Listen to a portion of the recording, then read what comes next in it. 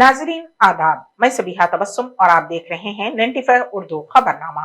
सबसे पहले पेश हैं सुर्खियां।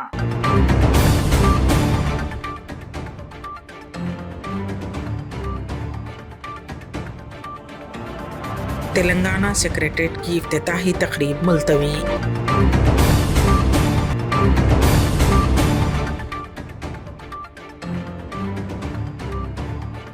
मरकजी वजीर दाखिला अमित शाह ने की APS अफसरान की 74वें बैच की पासिंग आउट परेड में शिरकत।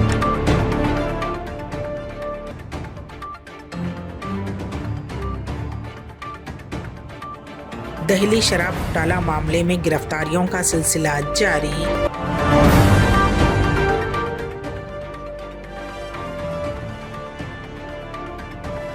और जिले नेल्लूर के दफ्तर कलेक्टर में आतिशज़दगी। तेलंगाना सेक्रेटेरिएट की इफ्तिताही तकरीब मुलतवी कर दी गई है। हुकूमत ने ऐलान किया है कि MLC इंतखाबात की वजह से इंतखाबी ज़ाब्ता अखलाक नाफिज है, इसीलिए इफ्तिताही तकरीब मुलतवी कर दी गई है। क़ब्ल इस माह की 17 तारीख को रियासती वज़ीर आला के चंद्रशेखर राव की सालगिरह के मौके पर सेक्रेटेरिएट का इफ्तिताह अमल में लाया जाने वाला था। मरकज़ी इलेक्शन कमीशन की जानिब से तेलंगाना और आंध्र प्रदेश में MLC इंतखाबात का ऐलान किया गया है। दोनों रियासतों में असातिज़ा, ग्रेजुएट और बल्दियाती इदारों से मखलूआ MLC नशिस्तों के लिए इंतखाबात का ऐलान किया गया है।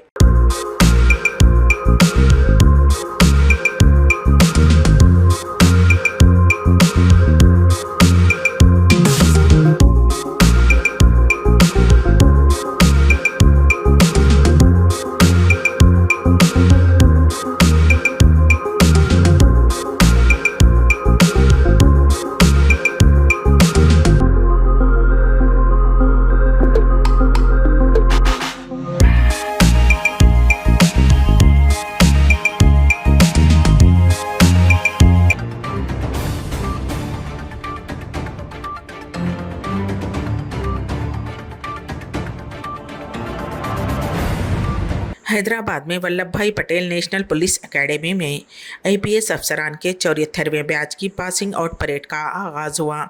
वाज़ेह रहे कि मरकज़ी वज़ीर दाखिला अमित शाह इस प्रोग्राम में शिरकत के लिए जुमा की रात ही हैदराबाद पहुंच चुके थे। इस मौके पर अमित शाह ने परेड प्रोग्राम में बतौर मेहमान खुसूसी शिरकत की। वहीं अमित शाह ने ट्रेनी IPS मुलाजिमीन से सलामी ली। इस मौके पर अमित शाह ने कहा कि टेक्नोलॉजी मुस्तकबिल में अहम किरदार अदा करेगी। उन्होंने ये भी कहा कि टेक्नोलॉजी के साथ पुलिस मैनेजमेंट मज़ीद काबिल रसाई हो जाएगी और 2005 में जो मुल्क मईशत में 11वें नंबर पर था वो आज 5वें नंबर पर पहुंच चुका है और उन्हें उम्मीद है कि ये जल्द ही उसे पीछे छोड़कर 3रे नंबर पर पहुंच जाएगा। All are requested to put your hands together and applaud the parade as they take their place onto the parade ground. एक के बाद एक राज्य विधानसभा चुनावों में जीत हासिल करते हुए उल्लेखनीय रूप से और सफलतापूर्वक भाजपा के संगठनात्मक पश्चिम का विस्तार किया। आपके कार्यकाल के दौरान भाजपा 10 करोड़ से अधिक पंजीकृत सदस्यों के साथ दुनिया की सबसे बड़ी राजनीतिक पार्टी बन गई। Guests and family members of officer trainees of 74 RR, the parade commander Mr. Shahan Shah, and my dear officer trainees of 74 RR, officers from Nepal, Bhutan, Maldives and Mauritius on parade. We are indeed privileged and honored to have with us Shri Amit Shah Ji, the Honorable Union Home Minister, as the chief guest. On behalf of the Academy and on my own behalf, I extend to you, sir, a very hearty welcome.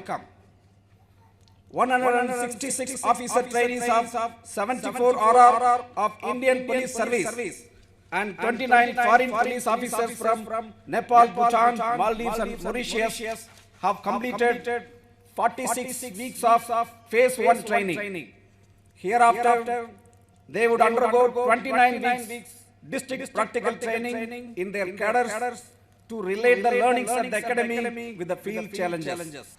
साथियों, हमने 7 दशकों में आंतरिक सुरक्षा के क्षेत्र में कई उतार चढ़ाव देखे हैं, कई चुनौतियों का सामना किया है और वो चुनौतियों का सामना करते करते लगभग 36,000 से ज्यादा पुलिस कर्मियों ने अपना सर्वोच्च बलिदान दिया है।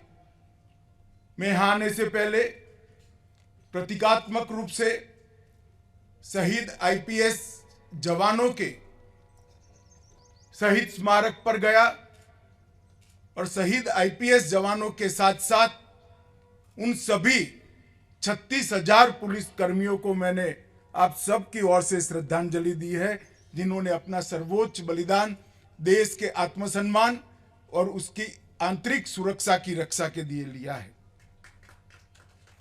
भारत की आंतरिक सुरक्षा की स्थिति से एक पीछे मुड़कर 75 साल का विहंगावलोकन करते हैं तो वायलेंट से लोकल, वाइब्रेंट और अब ग्लोबल तरीके से हमारी आंतरिक सुरक्षा की परिस्थितियां बनती जा रही हैं। और मुझे विश्वास है कि जिस प्रकार से इस एकेडमी में आपकी शिक्षा दीक्षा हुई है, जिस प्रकार की ट्रेनिंग आप सभी को यहां पर दी गई है, देश के सामने आने वाली, उभरने वाली हर चुनौती का सामना करने के लिए आप सक्षम भी हो, सुसज्ज भी हो और समर्पित भी हो। मित्रों, इस महान देश की आजादी के बाद हमारे देश के प्रथम गृह मंत्री सरदार वल्लभ भाई पटेल ने अखिल भारतीय सेवाओं के लॉन्चिंग के समय एक बात कही थी कि देश एक संघीय संविधान के तहत अक्षुण्ण बनाए रखने की जिम्मेदारी इस अखिल भारतीय सेवाओं की है। आज से आप भी ये अखिल भारतीय सेवाओं की महान परंपरा के एक अभिन्न अंग बन रहे हो।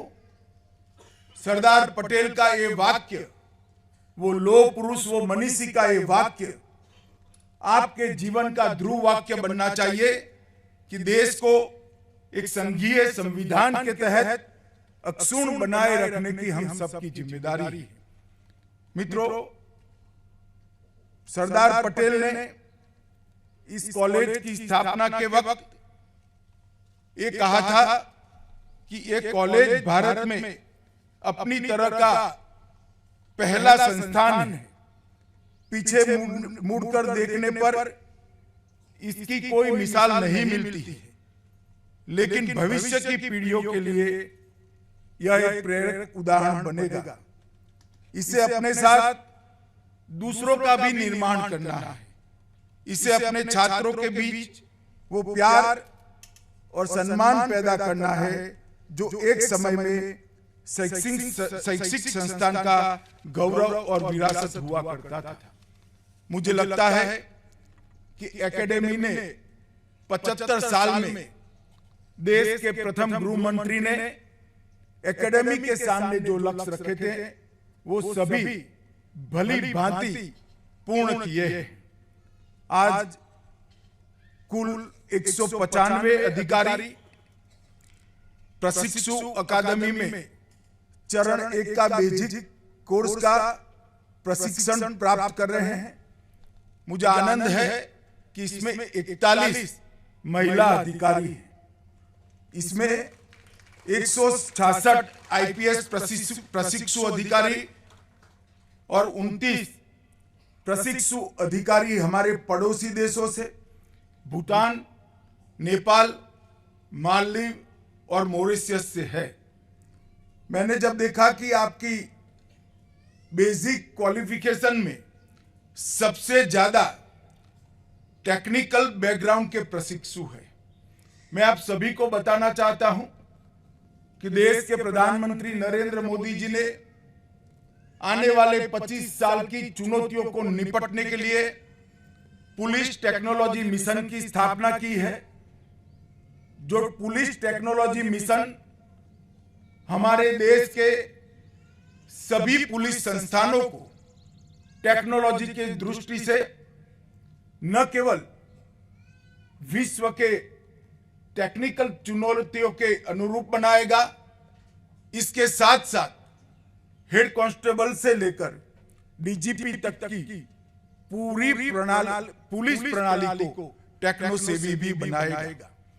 हमारे सामने आंतरिक सुरक्षा के क्षेत्र में टेक्नोलॉजी के कारण जो नई चुनौतियां उभर कर आ रही है, टेक्नोलॉजी मिशन इसका पहले से सुसज्ज एक पुलिस फोर्स बनाकर इसकी चुनौतियों को निपटने के लिए तैयार होगा।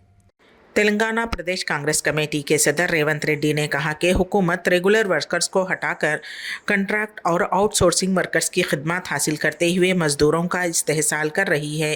उन्होंने कहा कि रियासत तेलंगाना के हुसूल में कानकनी का बहुत बड़ा रोल रहा है और एक ज़माने में 70,000 मुलाजिमीन कम होकर 40,000 रह गए हैं। उन पर इल्ज़ाम है कि वो कमीशन के लिए प्राइवेट से ओपन कास्ट माइनिंग्स बांध रहे हैं। उन्होंने कहा कि सिंगारेनी को प्राइवेट न करने पर पार्लियामेंट में मरकज से एहतजाज किया गया है। सिंगारेनी की मिल्कियती कानों को निजी शोबे के हवाले कर दिया गया, प्राइवेट सेक्टर के हवाले करके लूटा जा रहा है।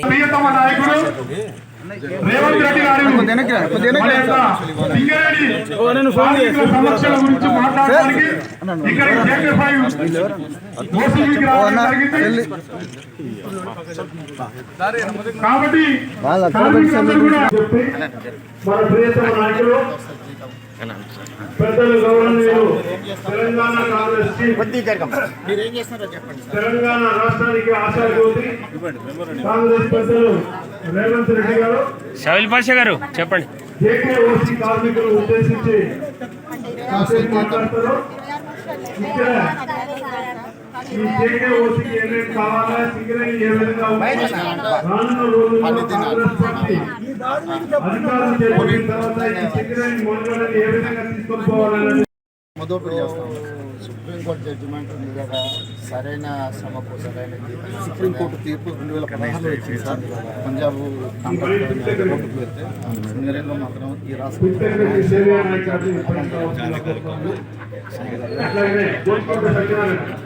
సింగరేణిలో కనీసం కార్మికులకి ఆ వేల కోట్ల లాభాలలో కనీసం పచ్చడి మెతుకులు లేదా ఒక స్వీట్ బాక్స్ కూడా ఇచ్చేటువంటి దౌర్భాగ్య పరిస్థితి లేదు సార్। ఇలా పర్మనెంట్ కార్మికులు అట్లాంటి ఏంది సార్, ఒక 8.33 బోనస్ మాత్రమే అమలు అవుతుంది సార్। చట్టబద్ధ సెలవులు కానీ, జాతీయ పండుగల సెలవులు కానీ, లీవులు కానీ ఏ ఒక్కటి సింగరేణి సంస్థలో అమలు కావుతుంది సార్। పిల్లలకు అస్సలు ఏమీ లేదు సార్। ఓన్లీ మస్టర్ వైద్యం మొన్న కొట్లాడంగా మొన్న 9 రోజులు సెప్టెంబర్లో సమ్మె చేస్తే ఎప్పుడైనా కాంగ్రెస్ పార్టీ అధికారంలో ఉన్నప్పుడే కార్మికులకు అండగా నిలబడ్డది। కార్మికుల యొక్క కష్టాలు అర్థం చేసుకున్న పార్టీ కాంగ్రెస్ పార్టీ, కార్మిక హక్కులను కాపాడేది కూడా కాంగ్రెస్ పార్టీ। ఈ ప్రాంతంలో ఇంతకుముందు మిత్రుడు చెప్పినట్టు ఈ ప్రాంతంలో ఎమ్మెల్యేలందరినీ మీరు కష్టపడి గెలిపిస్తే ఆ సన్నాసులు అమ్ముడు పోయినరు। ఈసారి అమ్ముడు పోతే రాళ్ళు తీసుకొని కొట్టండి, ఇక్కడికి వస్తే బొగ్గుగన్ల అమ్ముడు పోయినోడు ఒక్కడు కూడా మళ్ళీ అసెంబ్లీ గేట్లు ఎక్కకూడదు। అందుకే నిన్న చెప్పిన కామెపల్లిలో నేను కాంగ్రెస్ పార్టీ తరఫున గెలిపించిన వాళ్ళని ఖమ్మం జిల్లాలో 9 మందిని గెలిపిస్తే 7 మంది పార్టీ ఫిరాయించారు। రాష్ట్రంలో మొత్తం 2018లో గెలిచిన 12 మంది పార్టీ ఫిరాయించారు। ఏ ఒక్కడు కూడా మళ్ళీ జీవితంలో అసెంబ్లీ మెట్లు ఎక్కకుండా అడ్డుకోవాల్సిన బాధ్యత తెలంగాణ ప్రజల మీద, తెలంగాణ సమాజం మీద ఉంది। ఎందుకంటే ప్రజలు నమ్మకంతో, విశ్వాసంతో గెలిపిస్తే ప్రజా సమస్యల మీద కొట్లాడాల్సిన వాళ్ళు కాంట్రాక్టుల కోసం, కమిషన్ల కోసం, చైర్మన్ల కోసం, మంత్రి పదవుల కోసం అమ్ముడు పోతున్నారు। అమ్ముడు పోయే వాళ్ళను तेलंगाना ऑटो ड्राइवर्स के मसाइल की यकसोई के मुतालबे के साथ Telangana auto drivers joint action committee की जानिब से चलो असेंबली प्रोग्राम मुनज़्ज़म किया जाने वाला था, लेकिन पुलिस ने उन्हें गिरफ्तार कर लिया, जो कि हिमायत नगर AITUC भवन से असेंबली की सिमत जा रहे थे। इस मौके पर मीडिया के नुमाइंदों से बात करते हुए AITUC सदर वेंकटेशम ने कहा कि रियासत तेलंगाना के क़याम के बाद से ऑटो मीटर चार्जेस में इजाफा नहीं किया गया है। उन्होंने मुतालबा किया कि अशियाई ज़रूरियात यूरिया की बढ़ती हुई कीमतों के पेश नज़र ऑटो की शरहों में भी इजाफा किया जाना चाहिए। उन्होंने आरटीए में स्क्रैप पॉलिसी को रेगुलराइज करने और एपी में दी गई वाहन मित्रा स्कीम के खतूत पर 10,000 की माली इमदाद फ्राहम करने का मुतालबा किया। పెంచకపోవడం అనేది చాలా దుర్మార్గమైన చర్య। ఆనాడు తెలంగాణ రాష్ట్రం ఏర్పాటు కోసం ఆటో కార్మికులు, మోటార్ రంగ కార్మికులు ఈ రాష్ట్రంలో అనేకమైన ఉద్యమాలు చేసి ఏర్పాటు చేసి తెలంగాణ రాష్ట్రం తెచ్చుకున్న తర్వాత ఆనాడు రాష్ట్ర ముఖ్యమంత్రిగా ఇప్పుడున్న కేసీఆర్ గారు అసెంబ్లీలో మాట్లాడుతూ తెలంగాణ రాష్ట్రం ఏర్పడిన తర్వాత పోలీసుల ఆర్టీఏ వేధింపులు లేని రాష్ట్రంగా తీర్చిదిద్దుతారని చెప్పి ఆనాడు వాగ్దానం చేయడం జరిగింది। అయినా కూడా వారు అధికారంలోకి వచ్చిన తర్వాత ఇప్పటి వరకు మోటార్ రంగ కార్మికులకు ఒక్క సమస్య పరిష్కరించలేకపోగా ఇక మీద అనేకమైన ఇబ్బందులు పెడుతూ ఆందోళన కలిగిస్తూ ఆటో డ్రైవర్లను, క్యాబ్ డ్రైవర్లను, లారీ డ్రైవర్లను ఇబ్బందులకు గురి చేస్తున్నారు। మనమేం ప్రభుత్వ కోరికలు కోరలేదు। ఇవాళ బడ్జెట్ లో దాదాపు 3 లక్షల కోట్ల బడ్జెట్ పెట్టిండు। అలా మనం 0% కూడా అవసరం లేదు। ఆటో మీటర్ ఛార్జీలు పెంచడం వలన ప్రభుత్వానికి కానివ్వండి, ప్రభుత్వాల ఖజానాకు కానివ్వండి ఎలాంటి ఒక్క పైసా కూడా లోటు లేదు। ఇది ప్రజలు భరించేదే। గతంలో 55 రూపాయలు ఉన్నప్పుడు 2013 సంవత్సరంలో అప్పుడున్న కాంగ్రెస్ ప్రభుత్వము అప్పుడున్న పెట్రోల్, డీజిల్, గ్యాస్ ధరలకు అనుగుణంగా మీటర్ ఛార్జీలు పెంచడం జరిగింది। దాదాపు 9 సంవత్సరాలు కావస్తుంది, ఇప్పటి వరకు ఒక్క రూపాయి పెంచలేదు।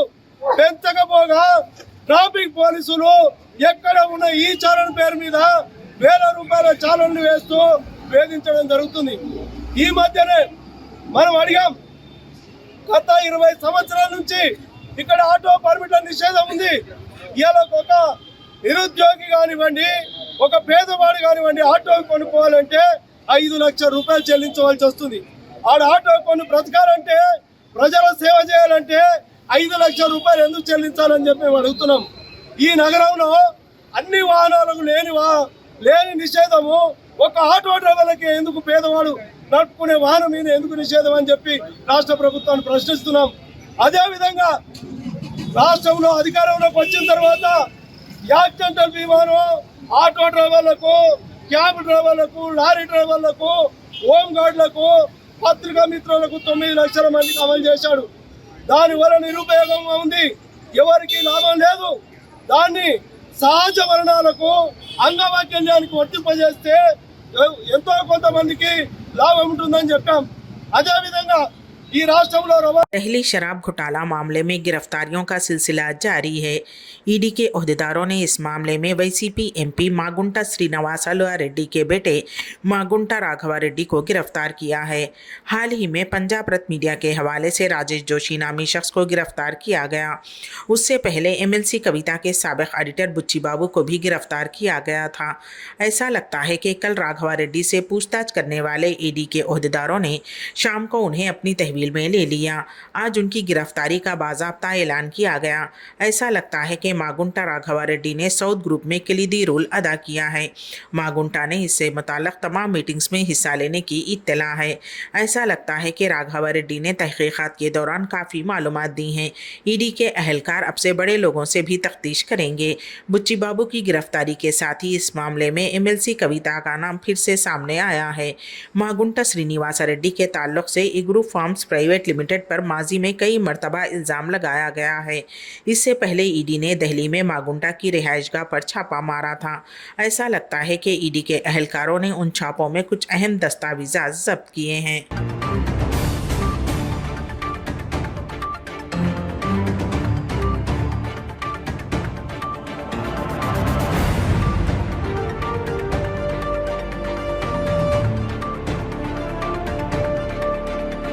सड़क हादसे में एक उस्ताद की मौत हो गई। दम्मापेट मंडल के अच्युतापुरम स्टेज के पास वाक़ कौमी शाहरा पर एक कार बेकाबू होकर दरख्त से टकरा गई। ज़िले खम्मम के सत्तुपल्ली गांव के एवी श्रीनिवास राव नामी एक शख्स की उस हादसे में मौत हो गई।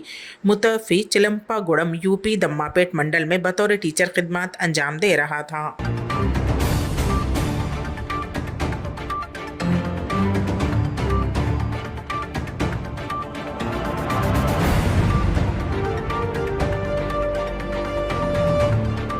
जिले प्रकाशम के पेड्डारुवेडु मंडल के वेलगुंटा प्रोजेक्ट के मकीनों को तेलुगु देशम कायद नारा चंद्रबाबू नायडू से मुलाकात की।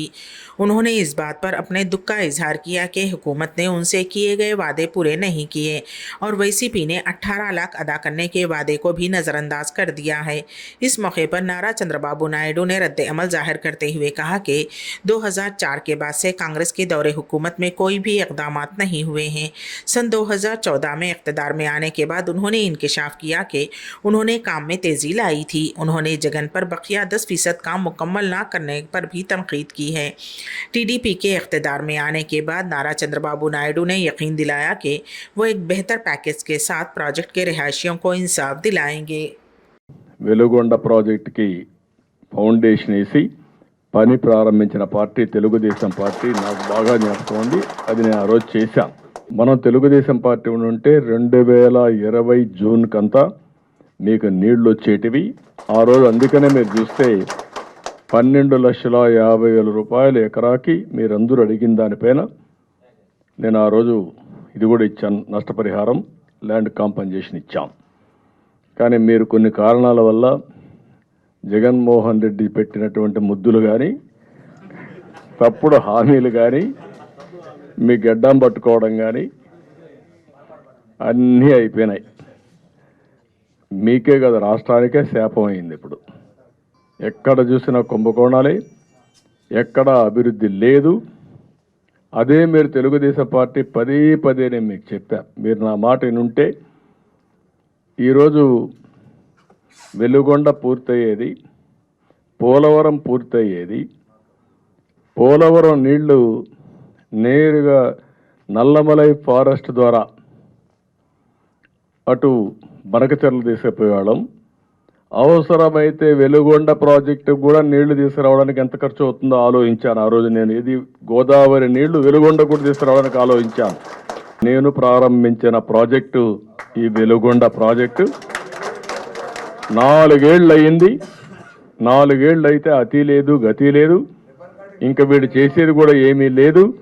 మళ్ళా తెలుగుదేశం పార్టీ ఇది ఓపెన్ చేయడమే కాదు, రిబ్బన్ కటింగ్ కాదు, అక్కడుండే రైతాంగానికి న్యాయం జరగాలి, కాలువలు పూర్తి కావాలి. ज़िले नेल्लोर कलेक्टर के दफ्तर में आतिशबाजी का हादसा पेश आया। फायर ब्रिगेड के अमले ने 2 फायर इंजनों की मदद से आग पर काबू पा लिया। आतिशबाजी के इस हादसे में कौन सी फाइलें जली हैं और नुकसान की हद तक मालूम नहीं हो पाया है। मालूम हुआ है कि नेल्लोर ज़िला कलेक्टर के दफ्तर में माजी में भी आग लगने के 2 वाक़यात पेश आ चुके हैं, जबकि करोड़ों रुपये के हेरफेर से मुताल्लिक़ मुतअद्दिद मुक़दमात की फाइलें जल गईं। आज की आतिशबाजी के वाक़े में कौन कौन सी फाइलें जली हैं और कितना नुकसान हुआ है, तहकीकात में ही पता चलेगा।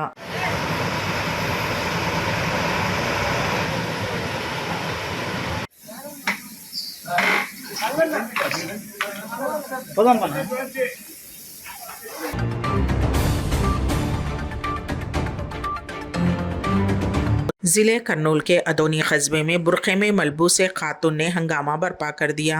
अदोनी हवाना पेटा में सरकारी मुलाजिम होने का दावा करते हुए ज़ईफ़ुल उम्र खातून के घर में दाखिल हुई और खातून की आंखों में मिर्च पाउडर छिड़क कर उसके गले से तिलाई जेवरात छीन लिए। लेकिन एक मुकामी शख्स ने शुबे की बुनियाद पर उसे पकड़ते हुए उसके कब्जे से जेवरात छीन लिए। खातून चोर तिलाई जेवरात वहीं छोड़कर फरार हो गई। 3rd town CI Shri Ram जो जाए वारदात पर पहुंचे, उन्होंने केस दर्ज करते हुए तहकीकात का आगाज कर दिया है।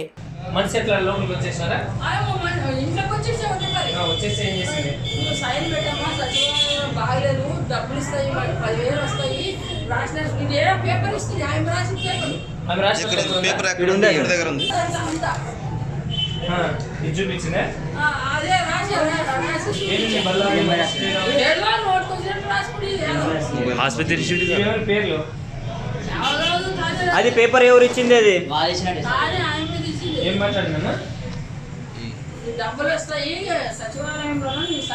95 उर्दू खबरनामे के इख्तिताम से क़ब्ल दोबारा सुर्खियों पर एक नज़र।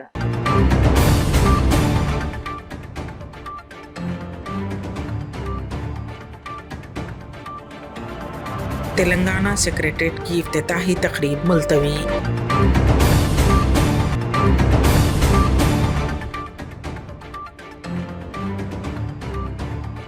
मरकजी वजीर दाखिला अमित शाह ने की APS अफसरान की 74वें बैच की पासिंग आउट परेड में शिरकत।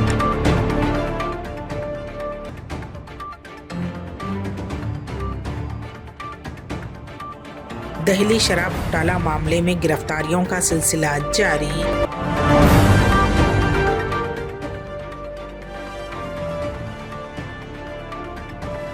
और जिले नेल्लूर के दफ्तर कलेक्टर में आतिशदगी। इसी के साथ ही 95 उर्दू खबरनामा यहीं पर अख्तिताम पजीर होता है। तो दीजिएगा सभी तबस्सुम को इजाजत। अल्लाह हाफिज।